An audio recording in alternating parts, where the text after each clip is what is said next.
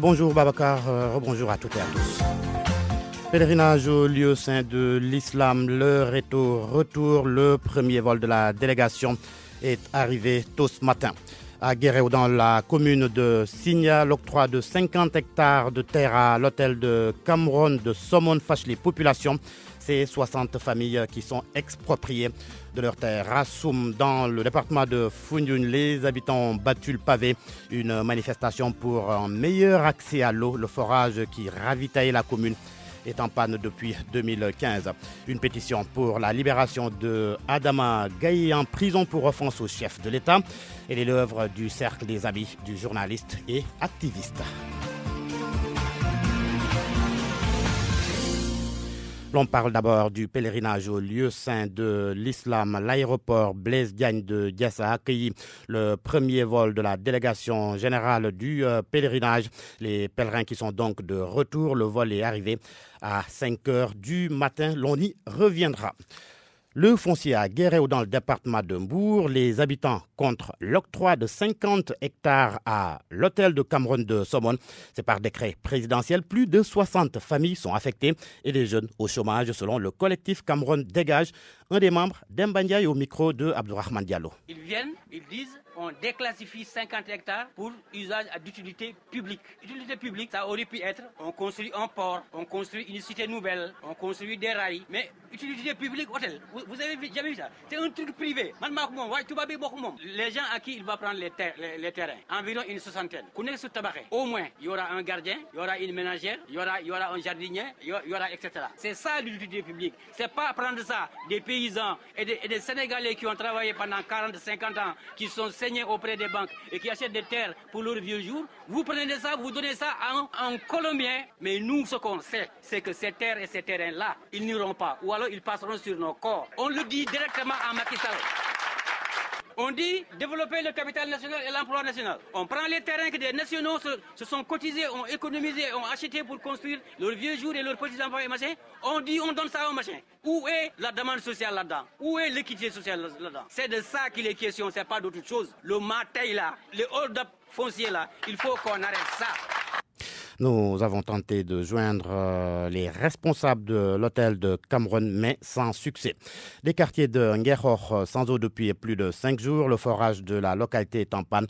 Ils ont fait face à la presse hier pour dénoncer le calvaire qu'ils vivent, ces habitants de Nguerhor.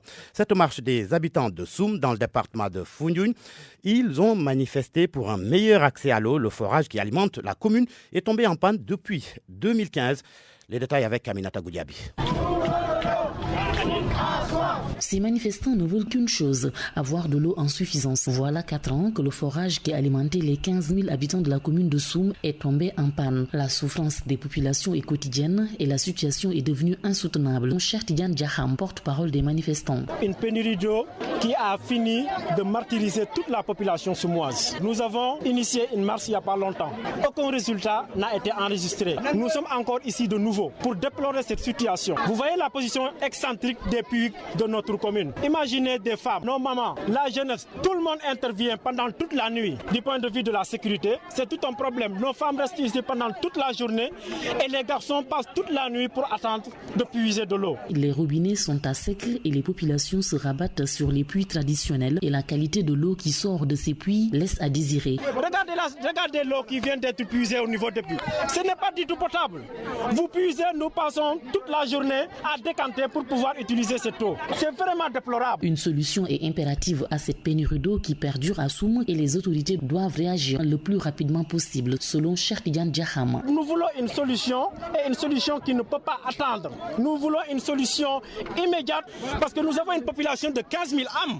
Ce n'est pas 2 ou 3 citernes qui peuvent régler cette situation. La population aussi continue de faire de son mieux, comme en creusant des puits. Et nous avons une zone où la nappe est très salée. Les habitants de Soum ont marché sur les rues de leur commune sous un chaud soleil pour crier leur détresse.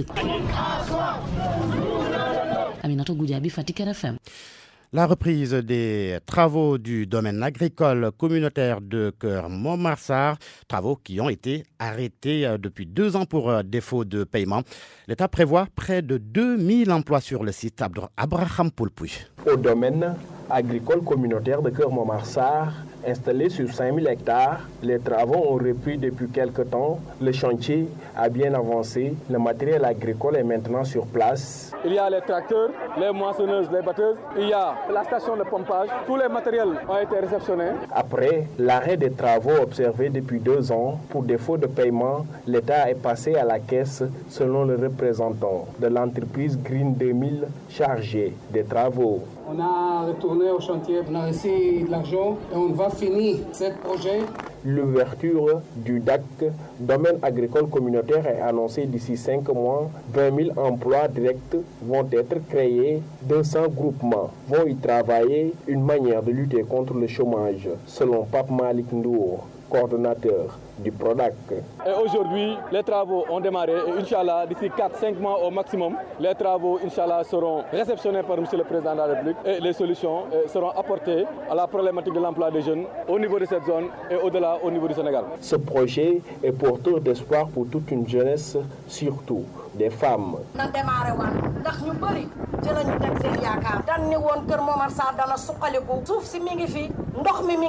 Visité lors de l'étape de Louga pour les vacances citoyennes, les populations s'impatientent de l'inauguration du DAC de Keur Momar Sarr, mais surtout le respect des engagements de l'État à livrer le projet. À la date annoncée, la création des 20 000 emplois annoncés. Abraham Paul Pouy, Keur Momar Sarr, Radio Futur Média. Direction Ziguinchor, l'on parle santé avec ce constat qui est inquiétant. Le nombre de femmes souffrant d'inflammation du col de l'utérus est de plus en plus important dans la région. Les autorités médicales qui s'en sont rendues compte lors de consultations médicales gratuites à Bignona pointent du doigt les substances chimiques contenues dans les produits que les femmes utilisent pour l'hygiène de leurs parties intimes. Lamine Ba. C'est le bilan d'une séance de consultation médicale gratuite tenue au poste de santé de Tangori Transgambien dans la commune de Bignona qui a permis d'en révéler l'ampleur. Sur une 50aine de femmes consultées, 90% d'entre elles présentent des inflammations du col de l'utérus dues à des substances chimiques qu'on retrouve dans les produits d'hygiène et qu'elles utilisent pour l'entretien de leurs parties intimes, explique Ousmane Mané, l'infirmier chef de poste. Ce qu'on appelle des inflammations au niveau du col de l'utérus. Parmi les femmes qu'on a vues, 90% ont ce problème-là. Ces inflammations, c'est ce qu'on appelle des herpès, des candidoses qui sont là et qu'il faut réellement prendre en charge.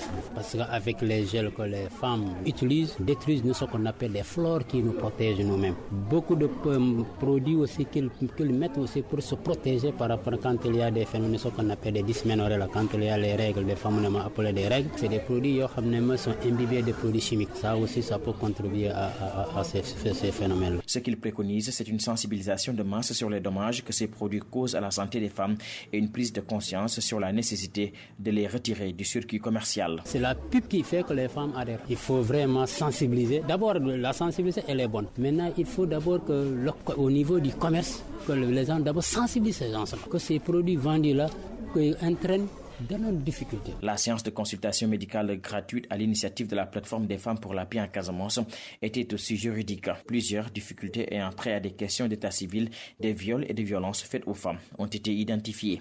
Lamine Ba, Ziguinchor, Radio Futur Média. À 7h09, Adama Gaye est toujours en prison, une structure pour demander sa libération a vu le jour. Le cercle des amis du journaliste et activiste souhaite donc la libération de Adama Gaye dans les plus brefs délais. Structure qui a lancé une pétition hier. Félix Mboub, coordinateur du dit cercle, il est joint par Famadion. Nous avons lancé cette pétition parce que tout simplement nous sommes dans un état de droit et il est inadmissible que des journalistes, que des leaders d'opinion soient embastillés de façon injuste et arbitraire sur la simple base d'un délit qui dérive d'un code pénal néocolonial, à savoir le délit d'opinion. Nous considérons que l'arrestation de Adama Gaye est une arrestation arbitraire et nous allons inviter les démocrates et les patriotes ardents de ce pays à signer massivement dans les plus brefs délais cette pétition pour que Adama Gaye sorte de cette prison qui est loin d'être le lieu où il doit être. Dès lundi, nous allons procéder à une visite des leaders de partis politiques de l'opposition, mais aussi nous allons nous ouvrir aux organisations organisations de défense des droits de l'homme. Prochainement, dans les jours à venir, nous allons davantage nous faire entendre. Nous n'allons pas dévoiler toute notre stratégie, mais nous allons nous faire entendre parce que nous allons faire une tournée au niveau de tous les foyers religieux de ce pays et nous allons informer l'opinion nationale et internationale de l'arrestation arbitraire dont Adama Gaye est l'objet actuellement au Sénégal. Notez la conférence de presse ce matin du collectif libéré Guy Marius Sagna avec l'activiste de France Dégage, Frappe France Dégage lui-même. Conférence de presse au siège d'Amnesty Sénégal. Guy Marius Sagna a bénéficié d'une liberté provisoire après son audition sur le fond du dossier. Il a été inculpé pour fausse alerte au terrorisme. Et l'on termine par le journaliste Mam Ali Konté. Il sera inhumé ce matin à Hambourg. Mam Ali Konté est décédé hier des suites d'un malaise. Babacar. Georges Diop, le journal 7h11, les titres sport. Le Nigeria conserve son titre. Les Ladies Tigers ont battu en finale hier les Lions du Sénégal par 60-55. C'était en finale donc de l'Afrobasket féminin. Rennes est-il devenu la bête noire du Paris Saint-Germain? Hier à domicile, les Bretons dominaient le club de la capitale française 2-1 avec un but de l'international sénégalais Mbayan. Idrissa Gana Gueye, la nouvelle recrue du PSG, n'a pas joué. Il était sur le banc des remplaçants, tout comme Edouard Mendy, nouvellement enrôlé par le club breton. Babacar. Cher Tidiane Diagne. Bonjour Abdoulaye Cissé. Bonjour Babacar. Tout à l'heure pour votre chronique du lundi.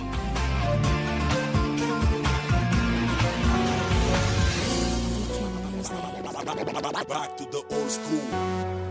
Back to the old school. Le rappeur Simon qui sort un nouveau single, on parlera aussi actualité avec lui. Il est notre invité ce matin, entretien en direct de ce studio tout à l'heure à 7h40.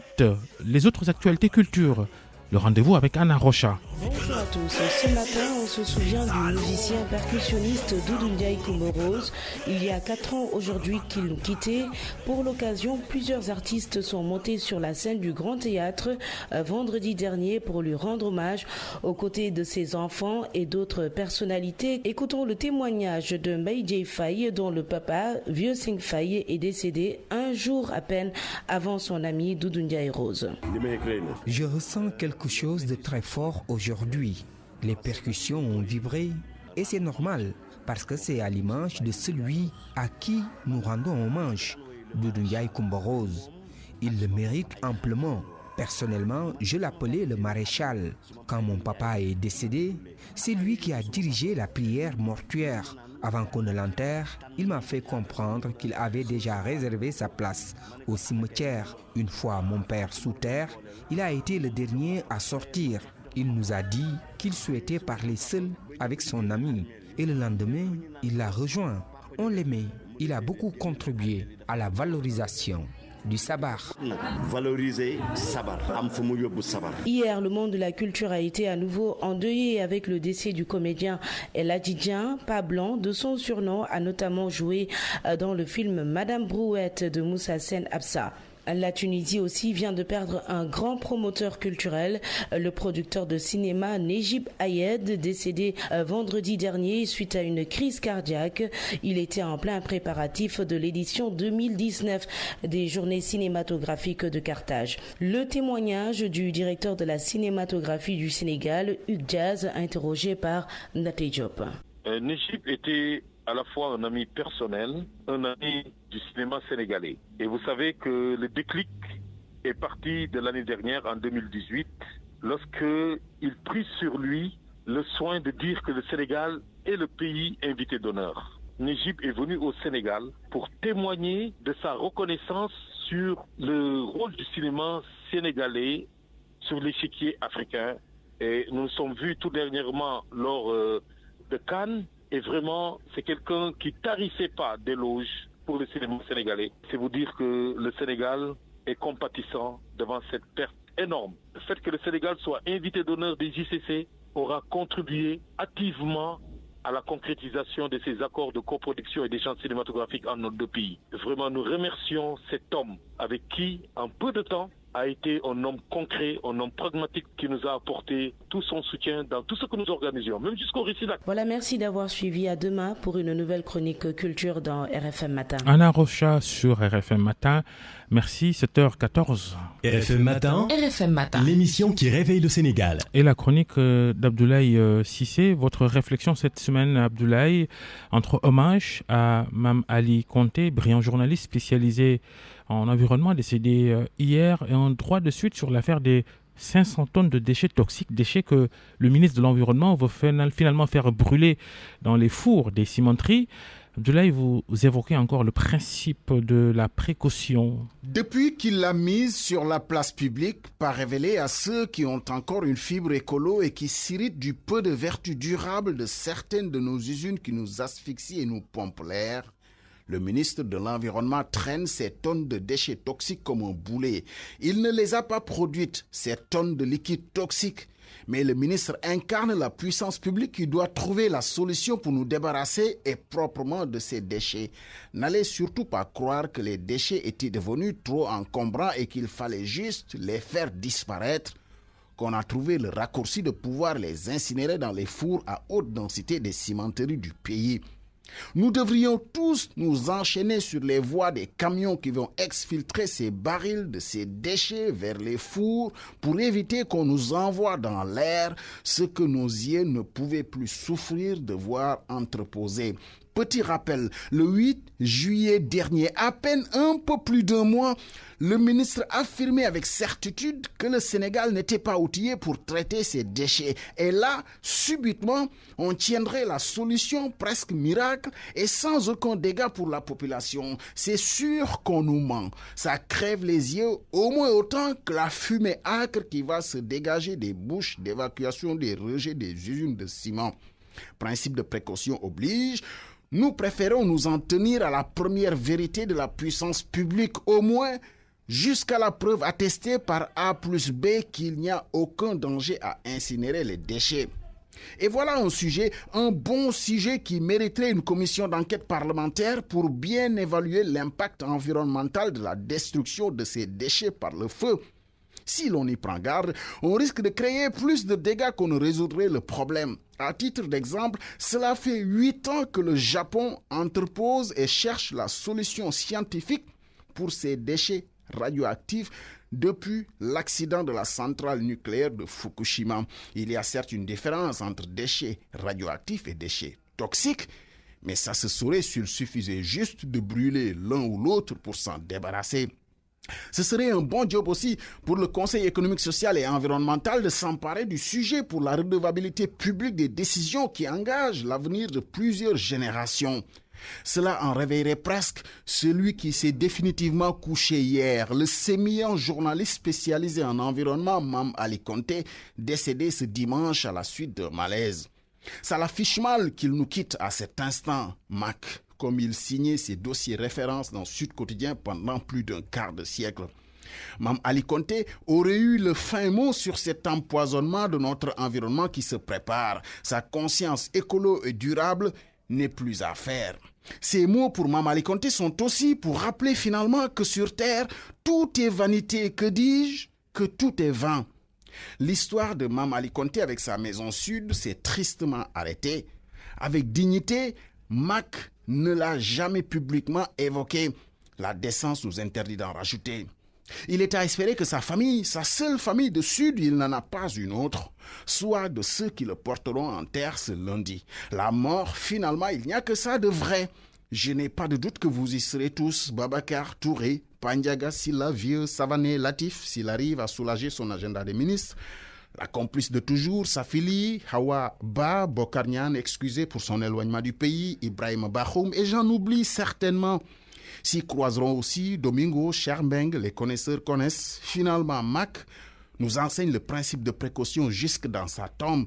Il ne faut pas attendre une autre mort pour que ça se fasse. Repos, grand Mac, je suis sûr que tu as préparé une relève pour une conscience citoyenne écolo pour nous sauver des prédateurs de notre environnement. Abdoulaye Cissé, et l'inhumation de Mame Ali Conté est prévue ce matin à 10h à Hambourg.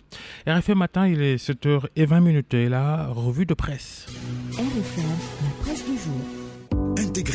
d'école. Le groupe ISM à Dakar, pionnier et leader de la formation en Afrique de l'Ouest et membre du groupe Galileo Global Education, premier groupe d'enseignement supérieur privé en Europe, vous ouvre ses portes. En licence ou en master, faites le choix d'une formation accréditée. En école de management, en école de droit, en école d'ingénieur informatique et digital ou au Madiba Leadership Institute. À l'ISM, construisez dès aujourd'hui votre parcours et préparez votre carrière. Today ISM, Tomorrow the World. Info 221 33 869 76 77 ou sur www.groupeism.sn. Le groupe ISM, leader de la formation en Afrique de l'Ouest, vous offre la revue de presse. Revue de presse de Mohamed Alimou. Bonjour Alimou. Bonjour Babacar, bonjour à tous. Affaire du boulanger mort à Thiès. Les complaintes de la famille de la victime. Elle maintient ses accusations contre le policier dans le journal L'Observateur. La mère de Mafatim assure que son fils a été sauvagement tué. Le président de la Fédération nationale des conducteurs de moto Jakarta qualifie le meurtre de bavure policière. Le policier lui a asséné un coup de brique au menton, accuse-t-il. La police, elle lave à grande eau El Capo, dont le journal nous dit qu'il est un flic atypique bien introduit dans le milieu des interlopes. Mais pour le père de la victime, tout cela ne tourne pas rond. La police ne peut être jugée partie. La cité du Rail, pour le moment, en état de siège, et pour le préfet de Thiès, les manifestants ont leur propre agenda. Ils profitent de cet incident pour solder leur compte avec le policier El Capo. Maha Diop El Capo est depuis ce week-end, écrit le quotidien, plus célèbre que Pedro Pablo León Jaramillo, alias El Capo, le narcotrafiquant le plus recherché de Colombie dans la telenovela éponyme. L'ennemi juré aujourd'hui des conducteurs de moto Jakarta. Mais qui est El Capo? Le quotidien remarque qu'il est grand, fin, avec des rastas et très présent dans le milieu du showbiz. El Capo a des antécédents. Jeune policier au poste de police de Grand Dakar, il a poignardé un trafiquant de drogue au cours d'une altercation. El Capo, la terreur de Thiès, dans sa livraison du jour, le journal Source A semble prendre fait et cause pour le policier. En effet, constate le confrère, El Capo a été à plusieurs reprises victime de tentatives d'assassinat, d'actes de vandalisme, de médisance et autres. Et à chaque fois, remarque le confrère, des trafiquants de drogue suspectés d'être derrière ces assauts. En tout état de cause, ces rébellions ouvertes des Thiessois contre les bavures policières, signale le journal Walf Quotidien. La mort du jeune boulanger continue d'installer un climat de « je t'aime, moi non plus » entre les policiers et les populations. Si la famille du défunt accuse les limiers, ces derniers se lancent dans une opération de lavage à grande eau avant même que l'enquête ouverte ne soit bouclée. Le journal rappelle que ce n'est pas une première. La police est habituée des faits, habituée à tuer des citoyens. La mort du boulanger, la face visible de l'iceberg, affichant au passage la liste assez longue des victimes de la police, dont la plus spectaculaire, rappelle le journal, fut celle du commerçant Saher Ndiaye. Arrestation musclée à la Médina, tué dans sa chambre. Depuis lors, rien. Silence, les forces de l'ordre tuent. Week-end sanglant à travers tout le pays, remarque pour sa part le journal Vox Populi. Série de drames, meurtre de notre jeune à la place du souvenir. Il a été poignardé.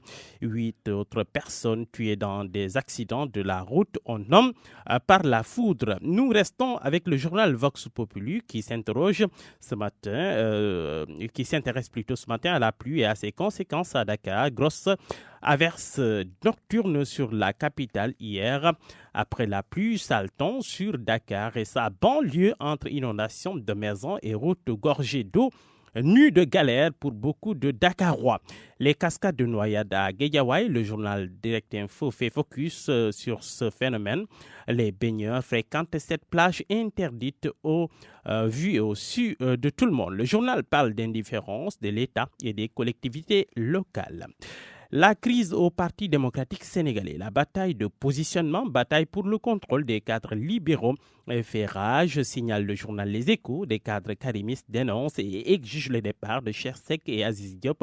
Chersek parle de défiance au parti et promet d'en tirer toutes les conséquences politiques. Mais selon le journal Walf Quotidien, Abdoulaye Wade reste droit dans ses bottes. Le pape du Sopi ne tient pas rigueur du refus de certains de ses proches qui ont décliné leur nouveau rôle qu'il leur a assigné après la mise en place du nouveau secrétariat national.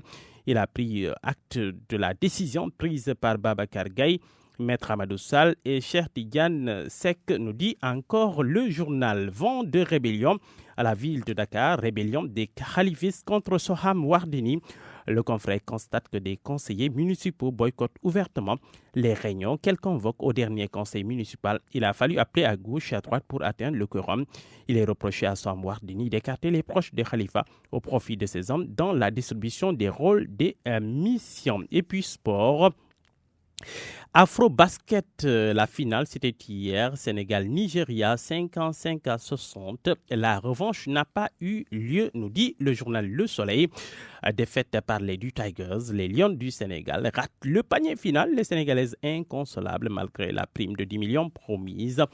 C'est que le journal L'Observateur nous dit que les Lions finissent en pleurs. Les raisons de la défaite Babacar en finale contre le Nigeria. Les vices et vertus de Yacine Diop à lire aux pages 15 et 16 du journal L'Observateur.